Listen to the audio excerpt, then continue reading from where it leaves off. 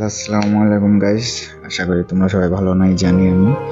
চলো তোমাদেরকে আজকে একটা জটিল ক্যারেক্টার দেখাবো। এই 4টা ক্যারেক্টার দেখবা, আর মনে করো এই 4টা ক্যারেক্টার যদি ইউজ করো এই যে গেম প্লে দেখো, দেখছো কি মারে দেখো।